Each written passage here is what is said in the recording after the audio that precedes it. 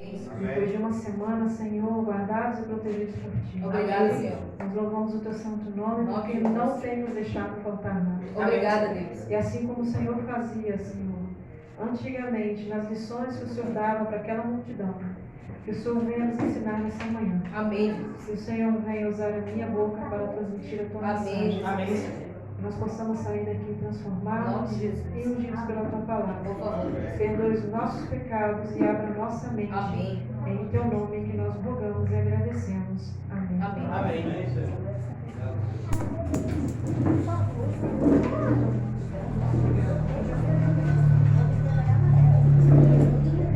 Feliz sábado para todos. Feliz sábado. Todos que estão aqui me conhecem? Ou eu preciso me apresentar? Acho que tem gente que não me conhece, né? Meu nome é Débora, eu sou membro da igreja do Visconde. Tá? Eu fui convidado pelo nosso irmão Aurelindo, conhecido como Viléu, para estar hoje aqui partilhando uma mensagem, né? Amém. De transformação de vida para todos nós. Amém. E o tema da mensagem que eu trouxe para a gente estudar um pouco fala sobre o resgate dos perdidos.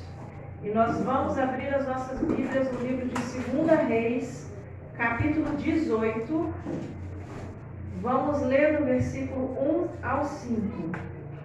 2 Reis, capítulo 18, versículo de 1 ao 5.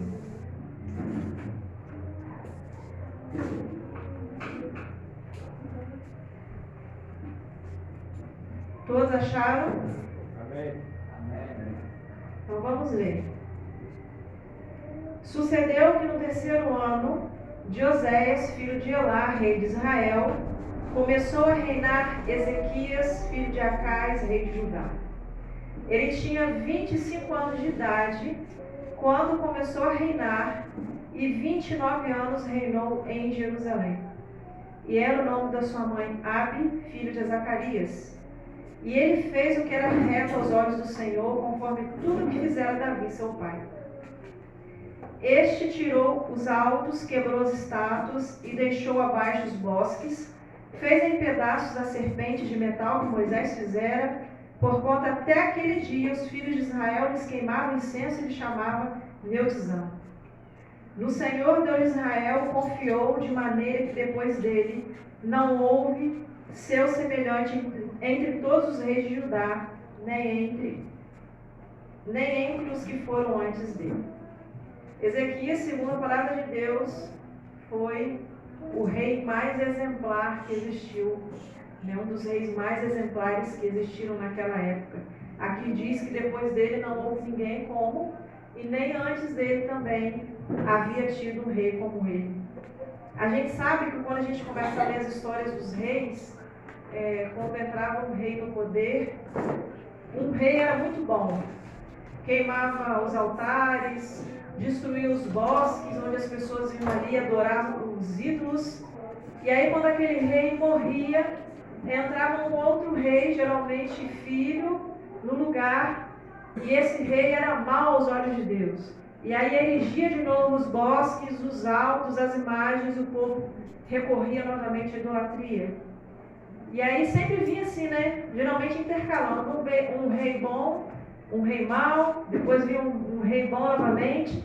E aí a Bíblia vem trazendo para a gente que Ezequias foi um dos maiores reis do povo de Deus daquela época. A Bíblia diz que ele fez o que era reto perante os olhos do Senhor, segundo tudo que fizera seu pai Davi. Ele era um homem de fé e de valor. Quando o rei Senaqueribe, que era rei da Síria, invadiu seu reino, Ezequias, ele fez o quê? Ele apresentou o caso a Deus.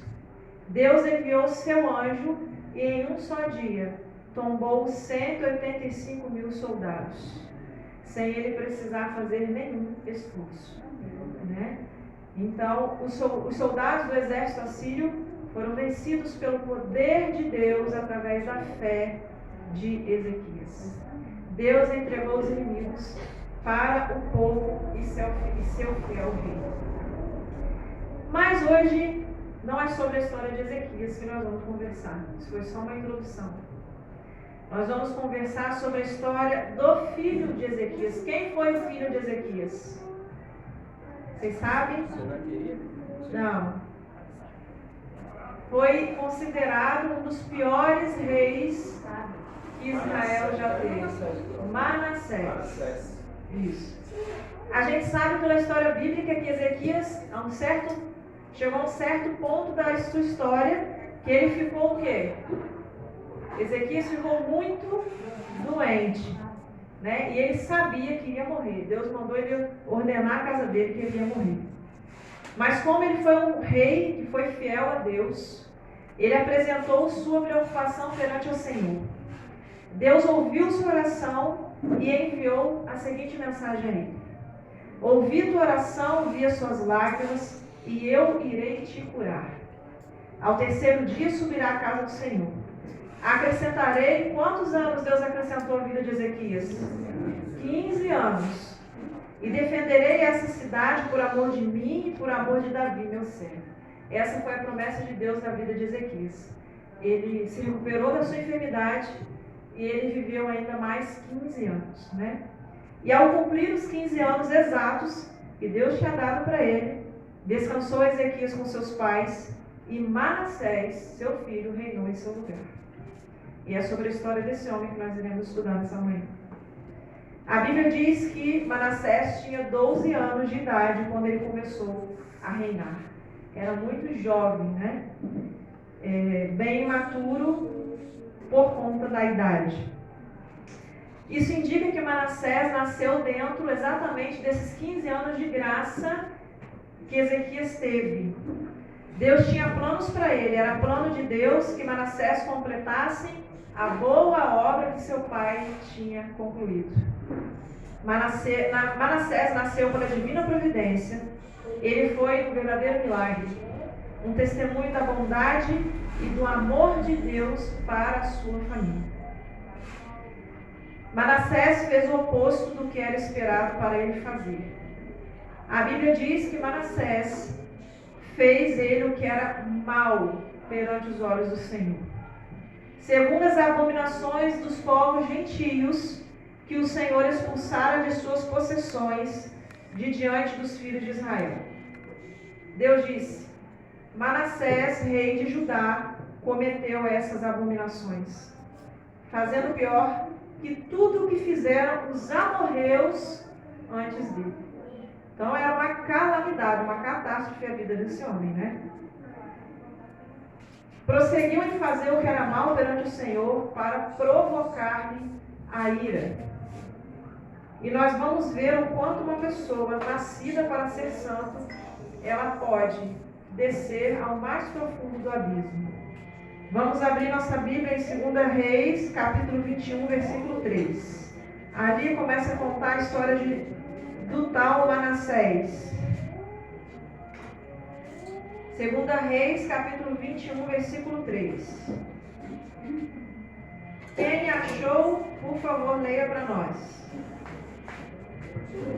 Pois tornou a edificar os altos que Ezequias, seu pai, havia destruído, e levantou altares a Baal, e fez um poste ídolo, como que fizera Acabe, rei de Israel, e se prostrou diante de todo o exército dos céus e o serviu. Aí começa a narrar o primeiro pecado de Manassés. Ele se tornou um verdadeiro idólatra. A Bíblia diz que todos os altos que o pai dele tinha demolido, ele voltou a erigir, né? Altares a Baal, que era o que os gentios, as nações circunvizinhas cultuavam. Ele fez os postes ídolos novamente para adoração. E ele adorava o céu, a lua, as estrelas, né? Como deuses. Então, Manassés, ele era um verdadeiro idólatra. E além dele praticar, ele ensinava a nação de Israel também a fazer. 2 Reis 21, versículo 4 e 5. Aí diz assim: edificou altares na casa do Senhor, de que o Senhor tinha dito: em Jerusalém, porém meu nome. Também edificou altares a todo o exército dos céus, em ambos os átrios da casa do Senhor. Ele não só cometeu idolatria, mas também colocou ídolos abomináveis aonde? dentro da casa de Deus, dentro do templo de Deus. Não bastasse só, ele erigiu os altares nos bosques, né? Na cidade, na nação, mas ele levou esses ídolos para dentro da igreja, dentro do santuário. Versículo 7. Também pôs uma imagem de escultura do bosque que tinha feito, na casa de que o Senhor dissera a Davi a Salomão seu filho. Nessa casa em Jerusalém que escolhi de todas as tribos de Israel, porei o meu nome para sempre. Então, é o que nós acabamos de ler. Ele colocou todas as imagens abomináveis dentro da casa, dentro do templo que o Senhor tinha ordenado a Davi e Salomão fazer. O versículo 6 desse mesmo capítulo diz assim: e até fez passar a seu filho pelo fogo, adivinhava pelas nuvens, ele era arvoreiro, instituiu adivinhos e feiticeiros, prosseguiu em fazer mal aos olhos do Senhor para provocar-lhes a ira. Além do pecado da idolatria, Manassés praticava a morte. Ele era cruel. A história diz que ele queimou os seus filhos em sacrifício, oferecendo em honra aos deuses. Os próprios filhos ele queimava em sacrifício aos deuses. No mesmo versículo diz também que ele adivinhava pelas nuvens, ele era arvoreiro, era feiticeiro, então ele era um rei supersticioso. Sua mente foi dominada quase que totalmente por Satanás. No versículo 16, diz assim: demais disso, também Manassés derramou muito sangue inocente, até que encheu a Jerusalém de um ao outro extremo, afora o seu pecado com que fez pecar a Judá, fazendo o que era mal aos olhos do Senhor. Manassés, ele, além de assassinar os próprios filhos, ele também matava o povo de sua nação. Ele era um rei assassino. A Bíblia vem falando que uma das pessoas que ele mandou fulminar foi exatamente o profeta Isaías. Isaías era o profeta do tempo de Ezequias, o pai dele, né? E aí percorreu também pelo início do seu reinado. E por conta dos avisos que Isaías dava, das mensagens de advertência que Isaías levava, Manassés ordenou que Isaías fosse morto. E alguém aqui sabe como que Isaías morreu? Manassés mandou colocar Isaías dentro do tronco de uma árvore e mandou serrá-lo ao meio. Foi assim que Isaías morreu, morto pela própria mão de Manassés, o rei de Israel. A Bíblia diz não só que Manassés era perverso, mas que ele também incitava os outros a seguir o seu mesmo caminho. Ele praticava o que era mal aos olhos do Senhor. E aí nós vamos refletir um pouco sobre a nossa vida, mediante a tudo que a gente leu aqui, sobre a história do rei Manassés.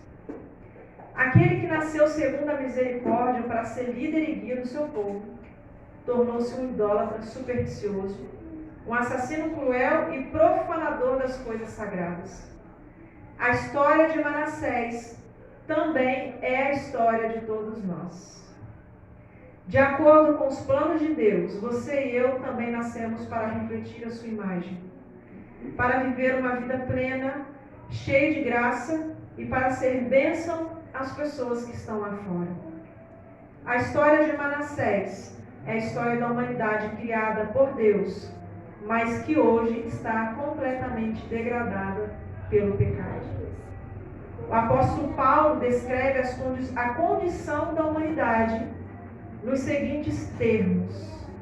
Está escrito lá no livro de Romanos, acho que todos nós já lemos essa passagem, que é muito horripilante, digamos assim. E o apóstolo Paulo vem narrando o seguinte: a ira de Deus se revela do céu contra toda impiedade e perversão dos homens que detêm a verdade pela mentira. Portanto, o que de Deus se pode conhecer é manifesto entre eles, porque Deus me manifestou. Porquanto, tendo conhecido Deus, não o glorificaram como Deus. Manassés conhecia Deus, porque o pai dele honrava Deus, mas ele não glorificava Deus. Nem lhe deram graças, antes se tornaram nulos em seus próprios raciocínios, obscurecendo-lhe o coração insensato, mudaram a glória de Deus incorruptível em semelhança da imagem do homem corruptível. Aqui se encaixa a idolatria, bem como de aves, quadrúpedes e répteis, onde as pessoas se prostram para adorar. Por isso Deus entregou essas pessoas à imundícia pela concupiscência do seu coração, para desonrar o seu corpo entre si, pois eles mudaram a verdade de Deus em mentira, adorando e servindo a criatura em lugar do Criador. E por causa disso, Deus entregou também os homens às paixões infames. Por haverem desprezado o conhecimento de Deus, o próprio Deus os entregou a uma disposição mental reprovável para praticarem coisas inconvenientes. E olha que o apóstolo Paulo vem narrando o que aconteceria com essas pessoas.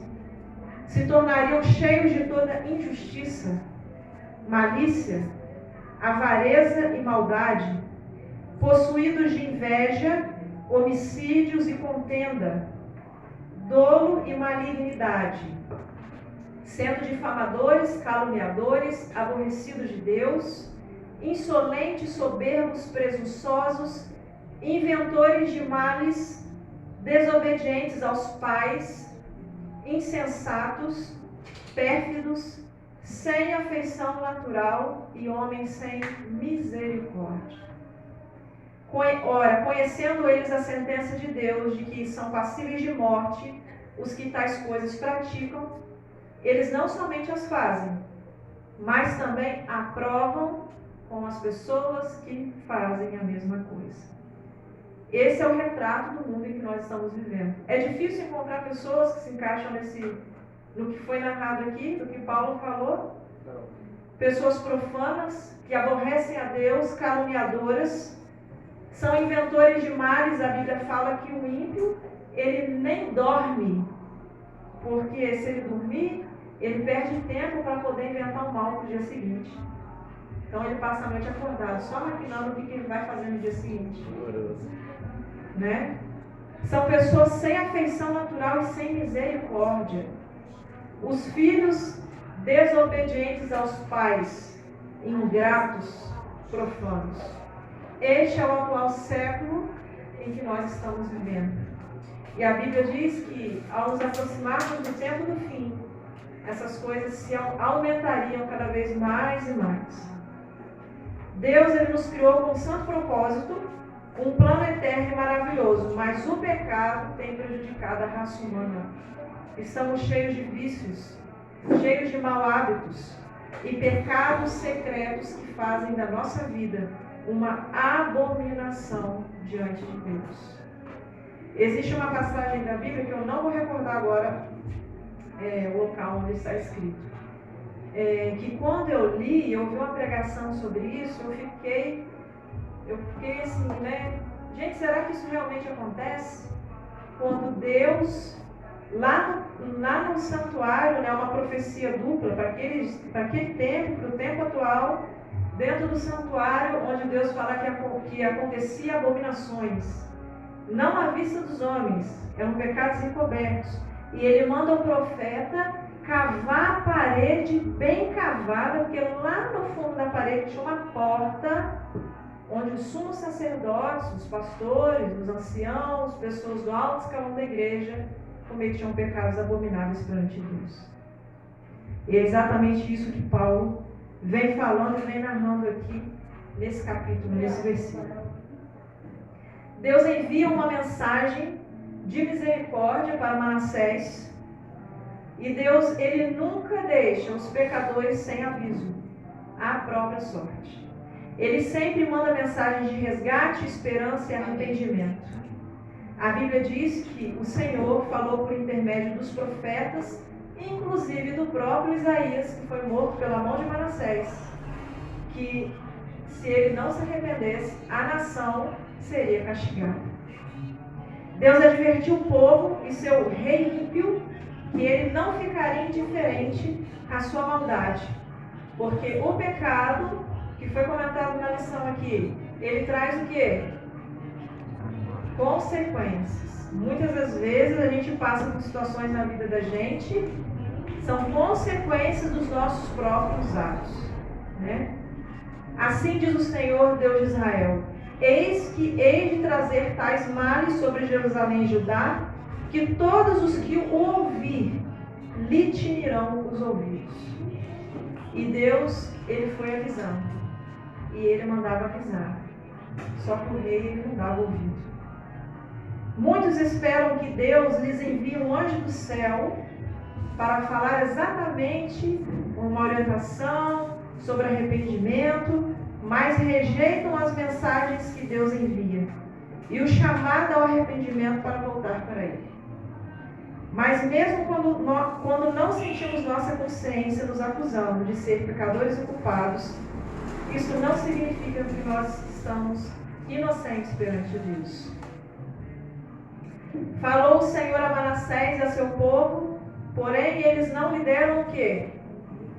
Eles não lhe deram ouvidos. Mesmo sobre todas as advertências, eles continuaram na prática das abominações. E os alertas e as advertências passaram despercebidos. A única mensagem cuja aceitação poderia impedir a ruína da cidade, ela foi rejeitada. A nossa salvação ou ruína depende da nossa aceitação ou rejeição da mensagem de misericórdia que Deus nos envia todos os dias. O fato de Deus nos enviar uma mensagem indica que Ele não quer o nosso mal, mas Ele quer o nosso arrependimento, a nossa conversão. Mas o desejo e os esforços de salvação de Deus, muitas das vezes, são anulados e neutralizados quando nós resistimos à sua graça. Por isso a palavra de Deus diz, né? Existe um versículo lá bem conhecido de todos nós. Se hoje ouvires a tua voz, não endureçais o vosso coração. Eu vou contar uma história rápida para vocês de uma história verídica, né? Que aconteceu há anos atrás. Quando eu era bem de nova assim na igreja, eu fiquei sabendo disso. Há mais de 23 anos, que minha mãe sempre veio me corrigindo pelo caminho, que eu preguei semana passada, retrasada, não sei, e eu falava que eu tinha 15 anos de igreja, mas não é. Já tem mais de 20 anos eu estou fazendo o cálculo errado. Já tem bastante tempo. E eu me lembro que numa cidade vizinha onde eu morava, tinha um pastor e sua esposa, né? Pastor muito fiel, dedicado, mas eu sempre percebia a esposa dele assim, indiferente com as coisas religiosas. Era uma mulher muito, tipo que para frente do costume adventista, sabe? Da moda, né? A moda cristã. Era uma mulher muito fechada, não se comunicava muito com as pessoas, com os irmãos da igreja. E ali passou-se um tempo. Esse pastor, ele foi transferido, não, ele namorava nessa cidade. Sim. A história que nós ficamos sabendo é que esse pastor um belo dia saiu para trabalhar. Só que, no meio do caminho, Deus fez lembrá-lo que ele tinha esquecido um objeto em casa que ele precisava voltar. Quando ele entrou na tua casa, o que ele encontrou lá? Ele encontrou a tal esposa com outro homem dentro de casa. Aquilo foi assim um alvoroço na época, né? Foi uma coisa assim, uma calamidade, porque a gente nunca espera isso, né? De uma pessoa que vive como líder religioso. O pastor se separou dessa pessoa, ele foi transferido para outro distrito, ela foi embora e passou-se anos. E um dia eu fui conversar com alguém que era também dessa região sobre esse fato. E essa pessoa falou para mim assim: você não sabe o que aconteceu com ela? Ela foi embora para a cidade dela, se separaram, Ela nunca mais voltou para a igreja. Às vezes ela ia, mas como visitante, mas nunca se firmou novamente na igreja.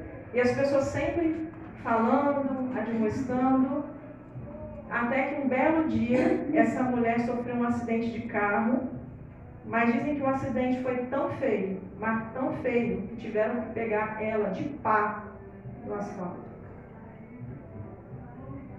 Juntaram, né, os cacos dela para poder ser enterrados. Então a gente vê, eu parei para pensar e analisar o quão longe uma pessoa é capaz de ir e as consequências que ela pode colher pela desobediência, pela rebeldia, pelos pecados encobertos que acha que Deus não vê, mas o que está sendo fielmente anotado pelos anjos nos registros celestiais, né? E que um dia serão revelados e patentes perante todo o universo. Voltando aqui. Pelo que o Senhor trouxe sobre eles os príncipes dos exércitos do rei da Síria, os quais prenderam Manassés com ganchos, amarraram-lhe com cadeias e o levaram à Babilônia. Manassés, ele não deu ouvido às orientações, às recomendações, aos avisos dos profetas. E provavelmente na cabeça dele, ele achou que Deus estava dormindo, que o juízo nunca viria. Mas um belo dia, o rei da Síria apareceu por lá. E Manassés, ele foi levado como bicho, preso por gaiolas, com ganchos amarrados no nariz, onde se amarrava uma corda para puxar. Ele foi levado para a Babilônia. De rei a escravo, de comandante a prisioneiro, do trono para o calabouço. Este é o caminho da degradação que segue todos os que rejeitam a mensagem da graça de Deus. Não existe outro caminho. Seja nessa vida, seja na porvir. Todos nós teremos que comparecer perante o tribunal. E aqueles que rejeitaram a graça de Deus incessantemente terão que pagar o seu preço. Imagine na prisão aquele que nasceu para o trono. Imagine a degradação para aquele que nasceu para a glória. Muitos fizeram o mesmo com as oportunidades que tiveram na vida que Deus lhes deu. Simplesmente estragaram tudo. Quantos têm desperdiçado suas vidas e se tornaram uma maldição para o mundo?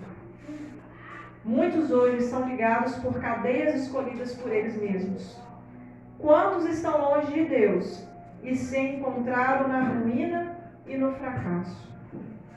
Quando estudamos a história de Manassés, sentimos até uma certa satisfação humana pelo fracasso e pela ruína.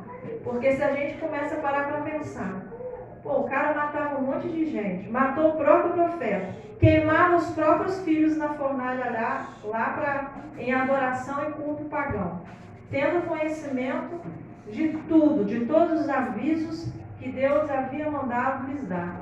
Conhecia o Deus de Israel, porque o pai dele era servo fiel. E aí muitas das vezes a gente como ser humano pensa assim, ele era passível de quê? De morte. Ele tinha mais era que morrer mesmo, né?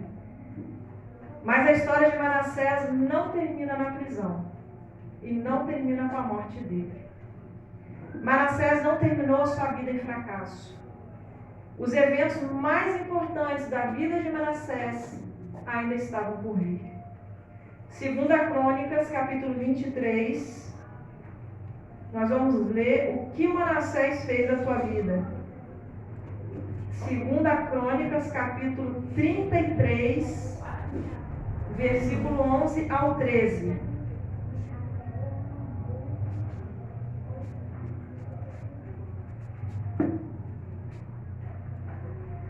Capítulo 33, versículo 11 ao 13.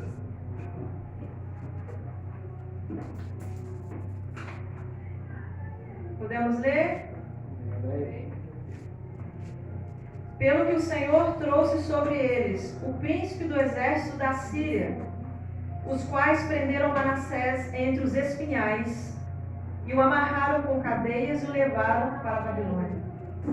E ele, angustiado deveras, orou ao Senhor, seu Deus, e humilhou-se muito perante o Deus dos seus pais. E lhe fez oração, e Deus se aplacou para com ele, ouviu a sua súplica e o tornou a trazer a Jerusalém ao seu reino. Então reconheceu Manassés que o Senhor é Deus. Amém. Manassés, ele foi inteligente. Ele se arrependeu amargamente de tudo que ele havia praticado. Ele se humilhou perante Deus. E Deus, em sua infinita misericórdia, nós estudamos a lição, na sua infinita graça, ele aceitou a oração de Manassés e o fez voltar de novo para Jerusalém. Amém. Fez-lhe oração e Deus se tornou favorável para com ele. Atendeu-lhe a súplica, porque Deus não despreza a súplica de alguém arrependido. Não importa quem é, quem foi, o ladrão inveterado na cruz chorou e clamou perdão, e a resposta veio imediatamente. Talvez ele nunca tivesse tido oportunidade, e naquele momento ele sabia que ele ia morrer, e ele precisaria da salvação de Cristo Jesus. E o ladrão da cruz fez aquela pergunta que ficou marcada para sempre na história da humanidade: Senhor, quando o Senhor entrar no paraíso, o Senhor lembre de mim. E aí Jesus garantiu a ele que ele estará lá. Nós veremos o ladrão da cruz. O juízo de destruição que pesava sobre Nínive, a cidade pervertida que seria destruída pelo mal que eles praticavam, foi mudado por causa do arrependimento do povo. Jonas tentou fugir, né? Ele não queria ir para Nínive mais de jeito nenhum. Deus mandava ele para um lado e ele foi para o outro lado. E aí o grande peixe, né? Foi lá e engoliu e levou e despejou ele lá na areia da tal cidade. E querendo ou não, ele teve que ir. E a Bíblia conta que aquele povo, a nação inteira, e até os animais jejuaram. E Deus, por sua infinita misericórdia, mais uma vez, muda o curso do que ele havia falado que iria acontecer. Por amor e misericórdia àquela cidade, Nínive foi poupada e aquelas pessoas foram salvas. O pensamento de Manassés voltou-se para as palavras do profeta Isaías, a quem ele tinha ordenado a morte. Quando Isaías disse assim: vinde, pois e arrazoemos, diz o Senhor, ainda que os vossos pecados sejam como a escarlate, eles se tornaram brancos como a neve. Ainda que sejam vermelhos como o carmesim, se tornaram brancos como a lã. Deus olha para o pecador não como alguém a quem ele queira destruir. Muitas vezes nós, como seres humanos, como a gente já falou aqui, olha para uma pessoa que é muito ruim e a gente deseja a morte dessa pessoa. Mas Deus, ele quer que todos cheguem ao arrependimento. Ele não apenas perdoou Manassés, a Bíblia diz também: Deus atendeu a súplica e o fez voltar para o seu reino. Manassés, ele fez tudo o que era possível para corrigir o péssimo exemplo que ele tinha deixado como legado na nação. Ele restaurou e fortificou a cidade. Ele removeu os ídolos da casa do Senhor e da cidade. O templo foi reparado e restaurou a adoração ao Deus verdadeiro, Deus de Israel. Ele comandou o povo para servir somente a Deus. A história de Manassés também é a nossa história. Reflete até parte dos momentos da nossa vida. Vida de todos os seres humanos. Porque nós nascemos pela graça e pela misericórdia de Deus, assim como Manassés. E desde antes do nascimento, Deus já sonhava conosco. Porque lá no livro de Salmos fala que todos os nossos dias estão o quê? Estão contados, estão escritos no livro de Deus. E Deus sempre teve planos grandiosos para a nossa vida. até onde chegamos com nossos próprios caminhos? O que até agora nós fizemos em relação a Deus? Como Manassés, estamos envolvidos na miséria do pecado? Ou talvez tenhamos colocado Deus em segundo plano ou último lugar em nossas vidas? Não espere que os pecados nos alcancem ou que as consequências das nossas más escolhas nos tragam consequências ruins para a nossa vida. Nossa vida tem sido como a de Manassés, talvez um prisioneiro, um escravo da sua própria miséria, dependente de vaidades, vício, da moda. Será que nós não estamos precisando de um resgate? Se até agora sua vida tem sido uma réplica dos primeiros anos da vida de Manassés, busque viver também os últimos anos da vida de Manassés. Não permaneça no calabouço.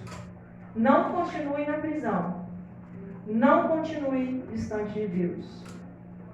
Nós sabemos que nós estamos vivendo, eu creio fielmente nisso, as últimas horas de misericórdia sobre este mundo. A gente, quando liga a televisão, nós vemos todos os tipos de tragédia acontecendo diariamente diante dos nossos olhos. Espíritos de guerra, as pessoas passando fome, desunião, brigas, homens endemoniados que saem pelas ruas ceifando vidas de pessoas inocentes. E em breve a trombeta de Jesus soará neste planeta.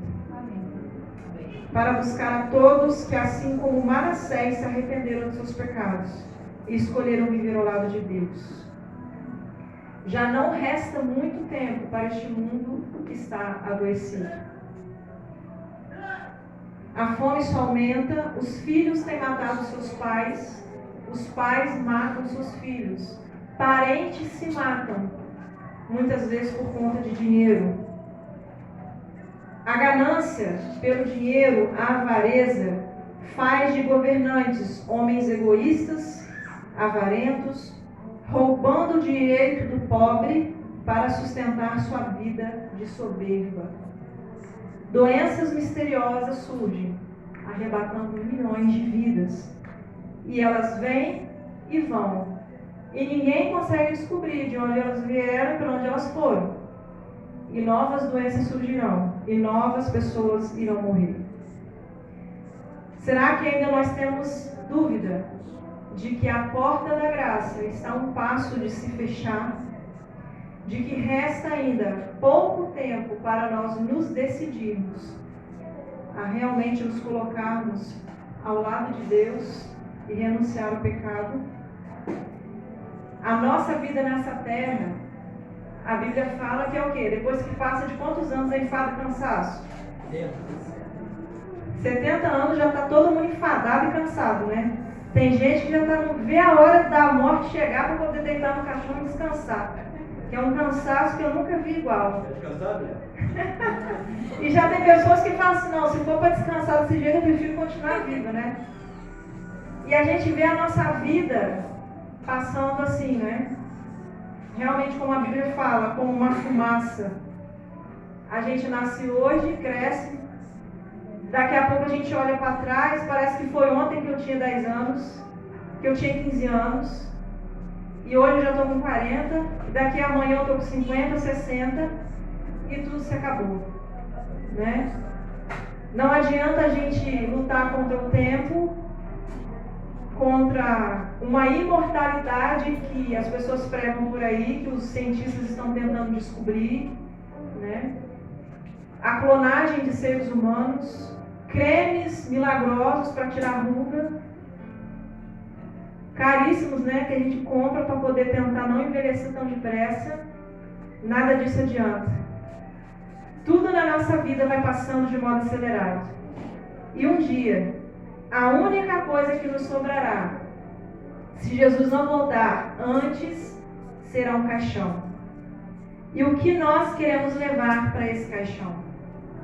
Iremos para o caixão guardados no coração de Deus, e na nossa tumba será selada pelo nosso anjo da guarda para o dia da ressurreição? Ou iremos para o caixão selados para a morte eterna? para a segunda ressurreição, para que quando os nossos olhos se abrirem, nós não veremos Jesus, nós veremos Satanás. Nós não, né? Os perdidos, né? Porque nós aqui, com a graça de Deus, estaremos na primeira ressurreição. Amém. Eu nem quero morrer. Eu quero que Jesus volte para eu ser transladada. Porque eu já falei que eu não quero passar pela morte, não. Ali, na tumba, acaba toda a nossa vaidade, todo orgulho, todo o dinheiro que a gente trabalhou até morrer para juntar, toda beleza, toda saúde. Acaba todo esforço que fizemos em vida para conquistarmos coisas materiais. Muitas pessoas passam a vida toda trabalhando e juntando, e trocando de carro, e comprando casa nova, e comprando roupa nova. E aí quando chega numa idade, a saúde já está desgastada por todo o esforço que ele fez na juventude. E aí ele tem que vender os seus bens para gastar em médicos e remédios para poder se dedicar à saúde perdida. E a gente sabe que é um ciclo vicioso que não vale a pena. A única coisa que não pode acabar é a esperança no coração dos que ficaram de um dia reencontrar aquela pessoa que se foi na manhã da ressurreição. Eu não sei se vocês já têm conhecimento, ou se vocês já leram no Espírito de Profecia, onde a irmã White fala que ao lado da tumba de todo fiel seguidor de Cristo, o anjo da guarda fica ali, sentado. Aquela tumba é selada e Satanás não tem poder de mexer naquele local até o dia da manhã da ressurreição. Conta-se uma história que um grupo de macumbeiros foram até o cemitério fazer oferendas, né? E ali eles estavam escolhendo o local que ia ser feito o trabalho. E aí ao passar perto de um túmulo, um deles gritou assim: aí não, a gente não pode mexer nesse local aí, porque eu estou vendo um anjo sentado ali. Satanás havia avisado, né? Aberto os olhos. E eles passaram de lá e foram para outro lugar. Decida-se pela sua vida eterna, porque um dia será a última noite nesse planeta Terra. Será talvez o último dia da nossa vida nesse planeta. Nós não sabemos qual será a última pregação que nós teremos ouvido antes de morrer, ou antes de Jesus voltar. E os homens, absortos em seus trabalhos, não perceberão. E aí virá o fim. Não haverá segunda chance, como Satanás prega por aí. Todos nós estaremos selados, ou para a vida eterna, ou para a morte eterna. Que nós possamos participar da primeira ressurreição se nós chegarmos a morrer, né? Mas como nós somos um povo muito feliz, eu creio que Jesus volta na nossa geração ainda. Nós estaremos vivos para vê-lo voltar. Que nós possamos ficarmos firmes, sermos fiéis e escolhermos a segunda parte da história de Manassés. Uma história de humilhação, de renúncia, de abandono das coisas do mundo e uma vida seguida ao lado de Deus.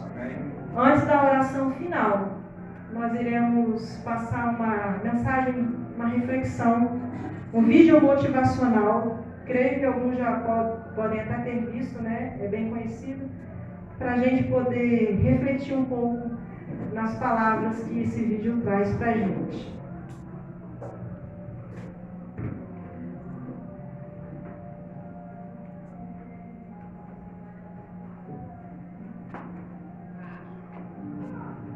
Mas quando eu vi você pregar em Trude, meu Deus, eu vi Cristo em você.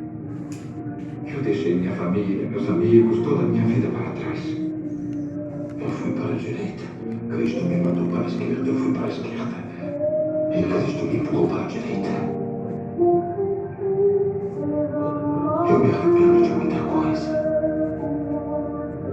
Prometi me dizer antes, mas tudo que eu fiz por Cristo. Sangue escorrendo pelas ruas, viúvas e órfãos morrendo de fome. Nenéns nascidos com o menor defeito são rejeitados, repelidos, descartados. Este mundo não sabe nada sobre o amor. E você desistiria do mundo quando Cristo não desistiu de nós? Por que não? Não. Por que não? Amor é o único caminho.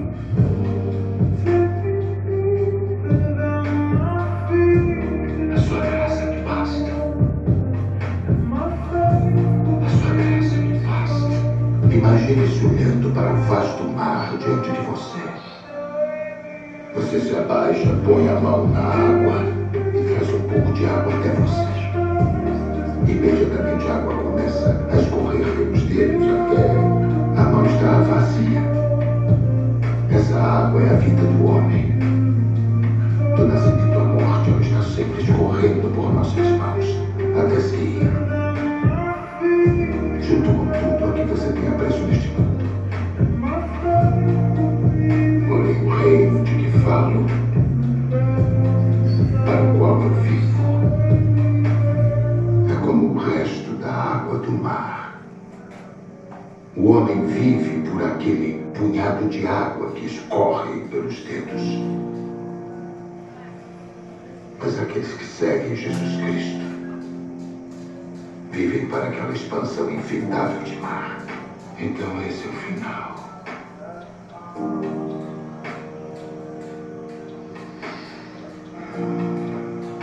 Porém, a morte é só o começo. Vamos nos reencontrar numa nova estrada, tenho certeza. Ajude-nos a completar a carreira, Pai. Viver é Cristo. Morrer é lucro. Eu gostei disso.